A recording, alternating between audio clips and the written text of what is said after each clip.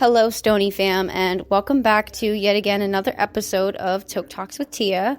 So I apologize, guys, in advance. I've taken a very long vacation or break or whatever from podcasting. I've had a lot going on, guys, and I've been waiting for it to settle down and, not have so much going on at once, but I've come to the realization that that's not what my life is. It's always going to be like this, so I'm just going to hop on and talk whenever I feel like I can or want to. And if you guys want to listen, great. And if you guys don't, I understand that as well. So to give you a little recap of how my, the last month was, October, Halloween was pretty great. I dressed up as a zookeeper and as well as my boyfriend did. And my dog dressed as a panda. It was really cute. We had fun. We went to Salem, walked around for a little bit until the rain started to come. And I didn't really want to walk around in the cold and the rain. And I had heels on, so nope. And then we went back to his parents' house, and we took some pictures over there, and his parents have a really cool, pretty ostrich. I cannot speak, guys. I almost just said ostrich.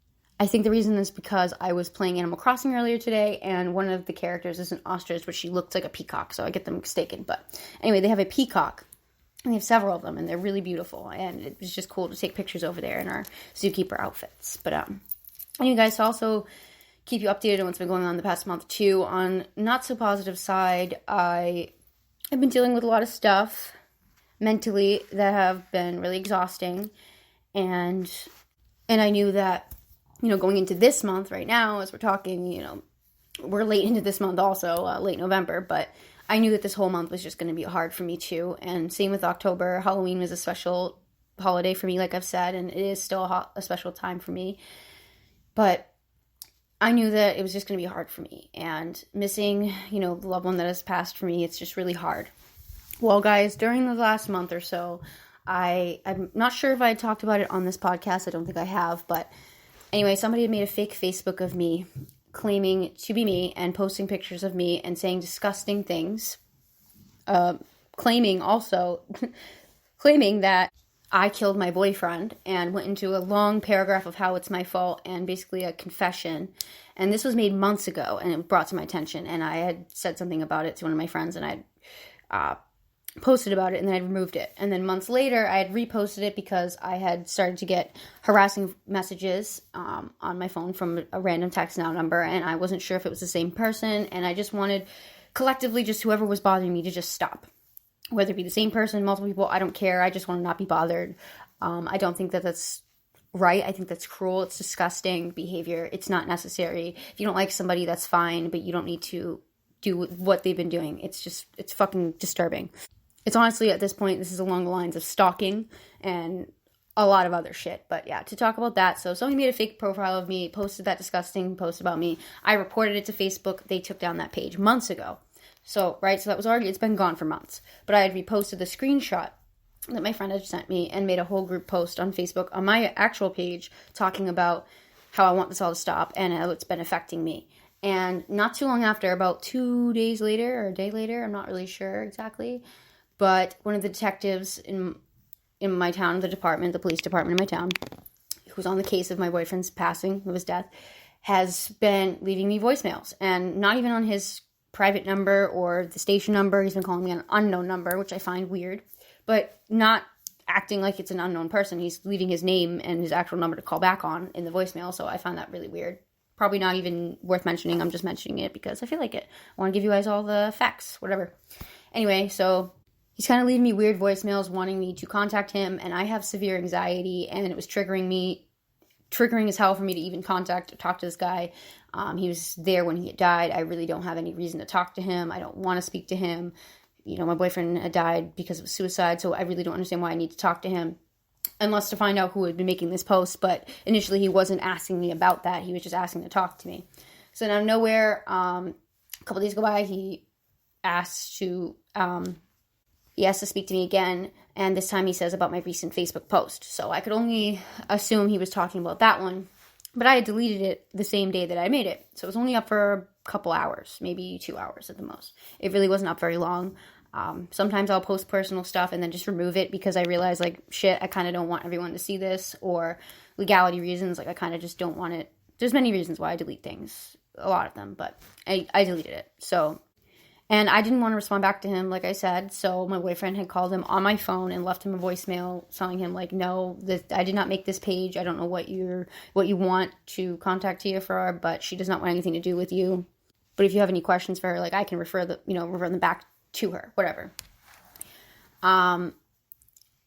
Maybe that wasn't the right way to go about things. I don't know. I was just very anxious, and I was also kind of getting fucking pissed off. Just the attitude in his voice in the voicemail, I could already assume why and what he was going to be saying. And I was pretty right afterward when I tell you the rest of the story, guys. But he seemed very different than when he had passed away. So now he was seeming kind of more interrogative, and he wasn't really seeing my side or trying. I don't feel like he was trying to listen to anything. I feel like he just wanted to talk to me and say whatever he wanted to say, and I was not giving that to him at that moment.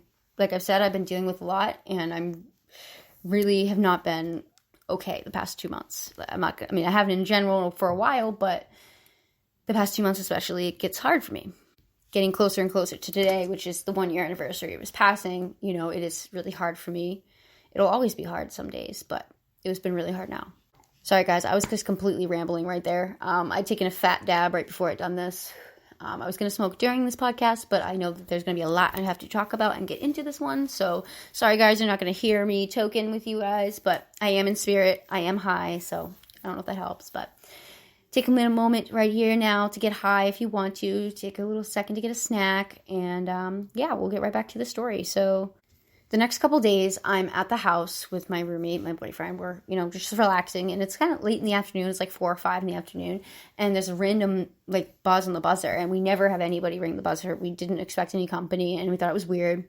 I didn't go outside. My roommate did. And he comes back in and he's like, the police are here. And I'm like, are you kidding me? And he said, yeah, they're here to speak to you. And I'm like, are you fucking kidding me? I'm already upset that they just showed up here. And mind you guys, where I live is not listed. It's not. My address is not here where I've been staying. It's somewhere else. Not to mention that where I've been staying is my boyfriend's place. And they came here. When they got here, they asked him who he was. But to ring the buzzer, it says his last name on it. So it was very confusing to me why they were acting like they didn't know who the hell he was. But whatever. Immediately, they had a printed version of the post in their hands, in one of the cops' hands. And the other one looks to me and he says, so I just want to ask you a few questions. And because I had asked him, what are you guys doing here? And he's like, well, you need to give us some answers. And I was like, I'm not really sure what you mean. I don't need to do anything. I'm confused what the hell's going on. So they're here, and immediately he doesn't ask me if I make the post or if that's me. He says, so this is you. I said, no, that's not me. He said, well, if it isn't, then who is it? I said, I have no idea. I gave him who I thought it would be, which I genuinely do believe it was my boyfriend that passed, father, because he's been bothering me and saying disgusting shit to me for the past months now, year. Now it's been a year, so as of today. So I told them who I think it would be, and they were persistent about accusing me and pointed his fucking finger in my face and said, I'm taking you to court. I'm summoning you to court. Mind you, my boyfriend was here with me the whole time, and they were doing the same shit to him and just being very argumentative. Volatile is the only other word I can think of, and just getting in our personal space. So I go back in the house, and I told them I'm not speaking to you again without a lawyer. Now, this was about last month. So nobody has come to me with anything else since then. No police has showed back up at my house.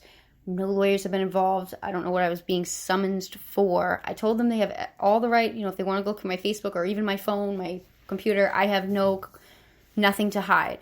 And they just they shut it down and just were, like I said, just, nope, this is you. And they were just trying to get me to admit to something that I did not do. And that, of course, affected me and caused me to kind of isolate, too, some more. Because it's like, well, I don't feel comfortable sharing what's going on in my life at that moment. And that's kind of why I just held back. And even with my friends, I wasn't talking to them. I was just playing my video games and hanging out with my dog and trying not to cry as much, because it's already hard enough that I'm grieving and I miss my boyfriend and I miss my best friend and a lot of other stuff that upsets me, and they do that. And they don't even try to find out who actually made it and who's been terrorizing me. I think that's horrible. Well, fast forward to today, guys. It is, like I said, this is the 1 year anniversary of his passing.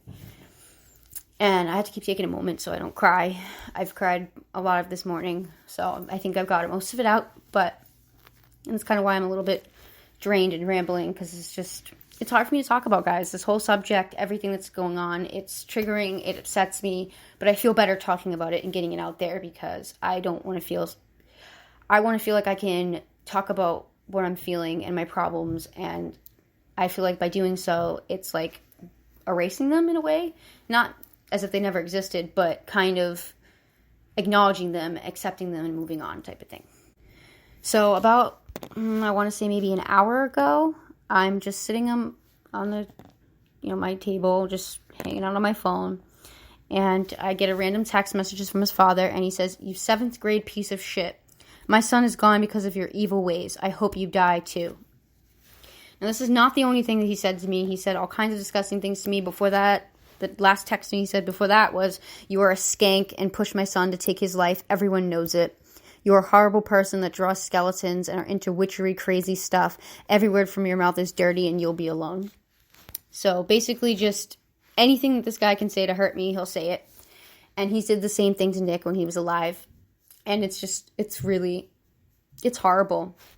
I thought that I was a bad person at points in my life where I was like, oh, you know what, I really wish I didn't do this. Like, I'm a fucking shitty person, whatever. Whoever's listening, if you feel bad about yourself, at least you're not this guy, right? At least you're not traumatizing somebody that your child loved after they died. Like, it's just disturbing. It's really fucked up. Not only that, but he has messaged me on his accounts. Like, not his personal ones. I mean, my boyfriend that died's accounts. Like, pretending to be him. Not like pretending, but I'm seeing, his name and picture pop up on my phone, and my heart's racing and jumping out of my chest.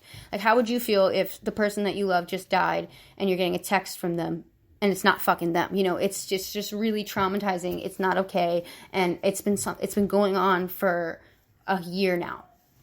Not off and on. It hasn't been the entire year, but almost every single fucking month this year.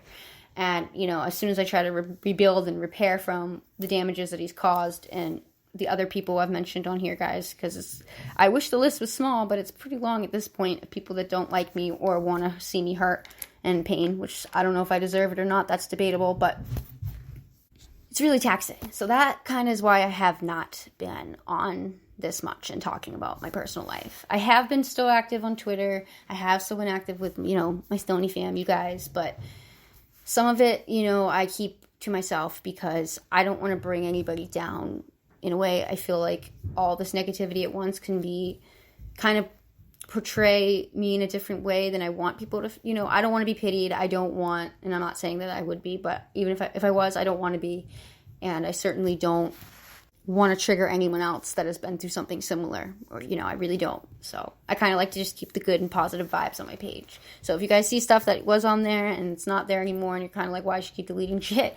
Sometimes that's why. I just don't want to have negative stuff on my page. Sometimes I delete stuff because of my OCD, and seeing too many text posts or pictures in the way, it kind of stresses me out and I can't have it there. So that's kind of why I do that too.